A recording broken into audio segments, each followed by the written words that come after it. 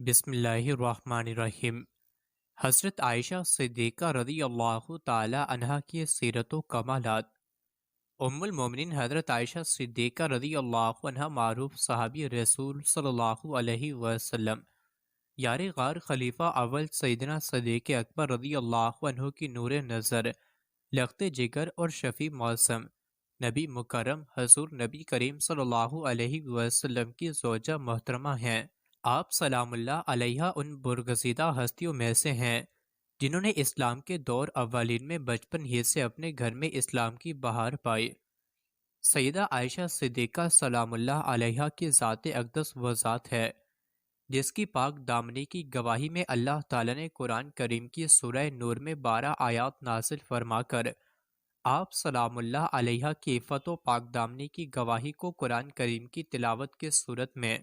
تا قیامت جاری کر دیا، جس پر آپ سلام اللہ علیہ بہت فخر فرماتی تھیں۔ کتب احادیث اور سیرت کی کتابوں میں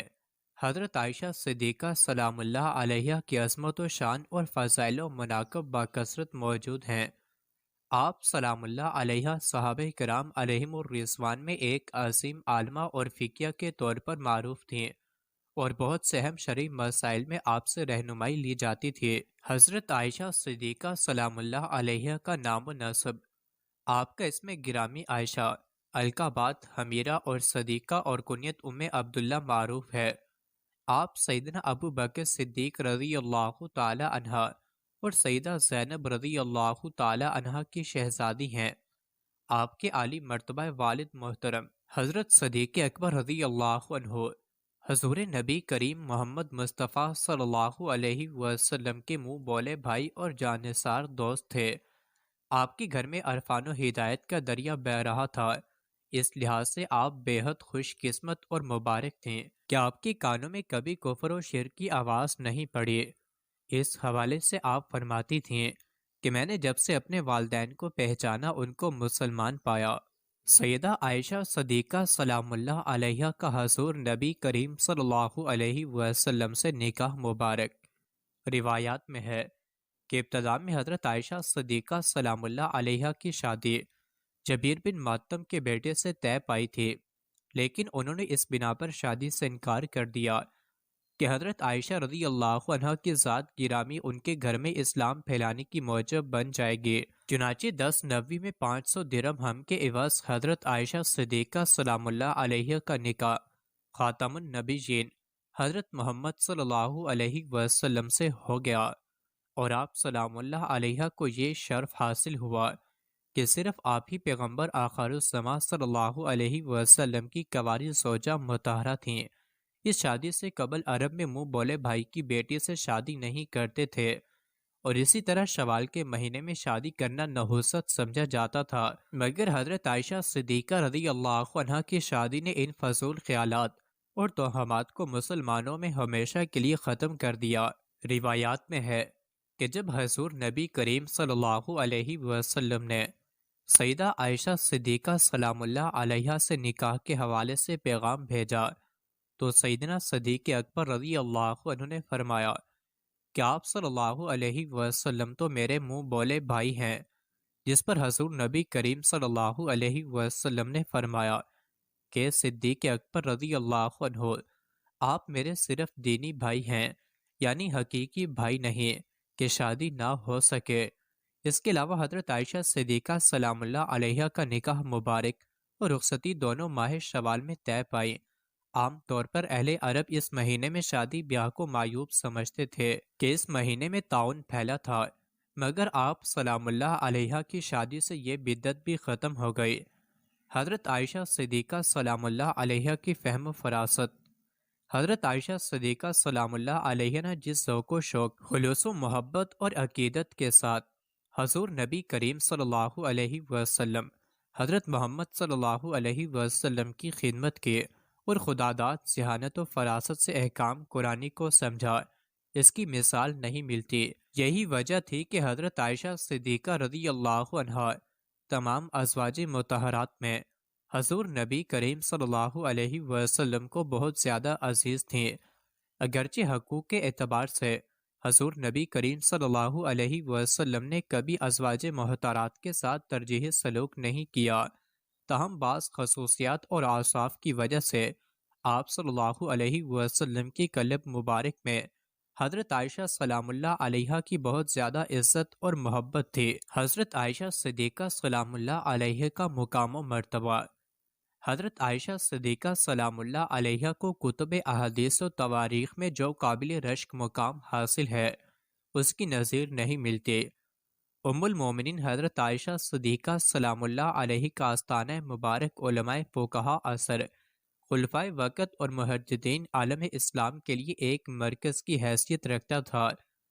آپ کے علم و فضل کا اعتراف بڑے بڑے صحابہ کرام علیہم الرضوان نے کیا ہے۔ حضرت ابو موسیٰ اشعری رضی اللہ عنہ فرماتے ہیں کہ ہم کو کبھی کوئی ایسی مشکل پیش نہیں آئی جس کو ہم نے حضرت عائشہ رضی اللہ عنہ سے پوچھا ہو اور آپ سے اس کے متعلق کچھ معلومات نہ ملی ہو۔ امام زہری رحمۃ اللہ علیہ جیسے بلند پایہ عالم فرماتے ہیں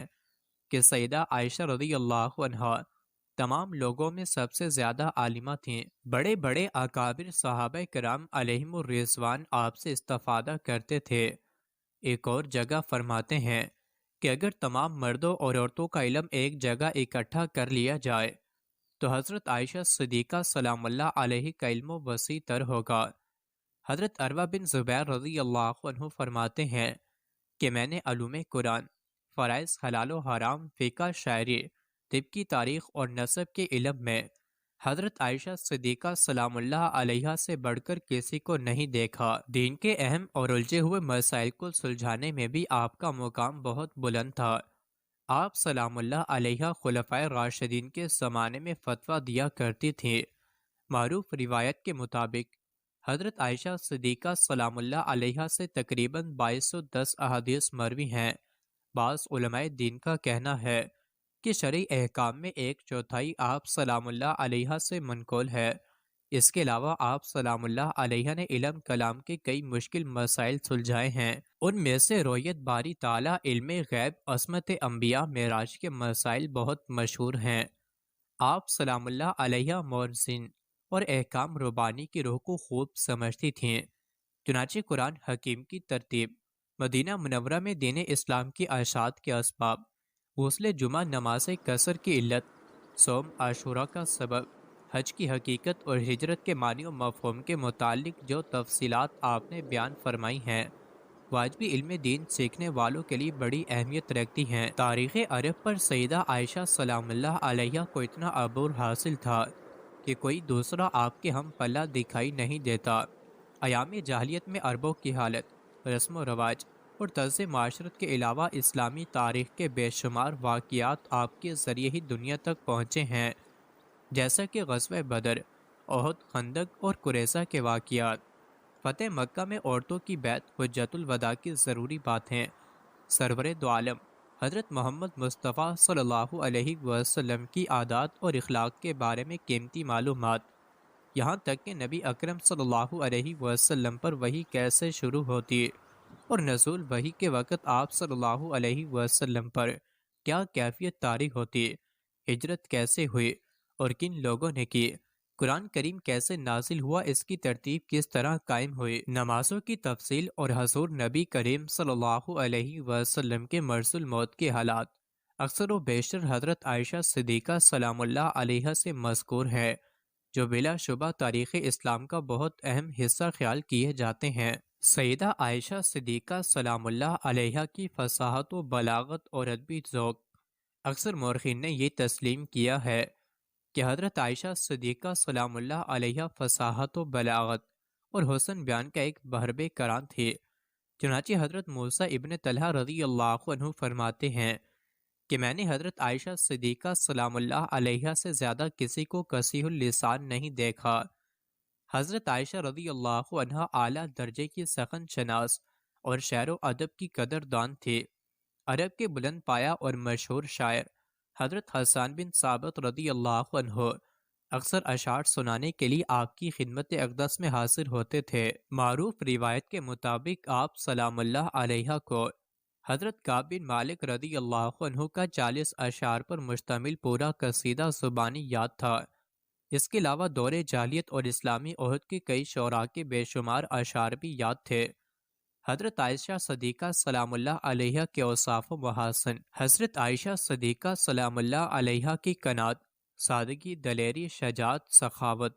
فیاضی اور زہد و عبادت کا ہر کوئی متعارف تھا۔ آپ سلام اللہ علیہ کا معمول مبارک تھا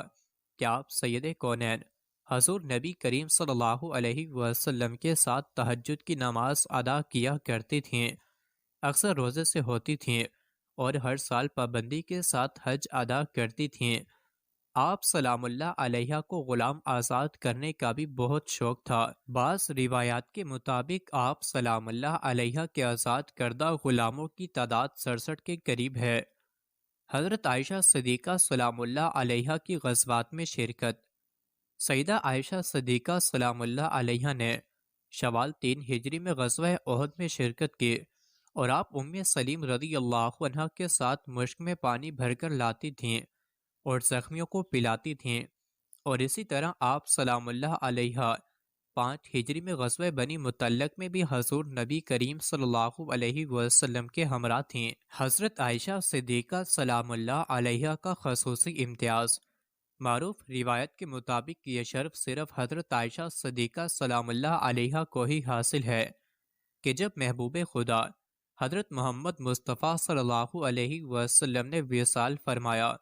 تو آپ صلی اللہ علیہ وسلم کا سر اقدس حضرت عائشہ صدیقہ سلام اللہ علیہ کی گود مبارک میں تھا، اور حجر سیدہ عائشہ رضی اللہ عنہ ہی میں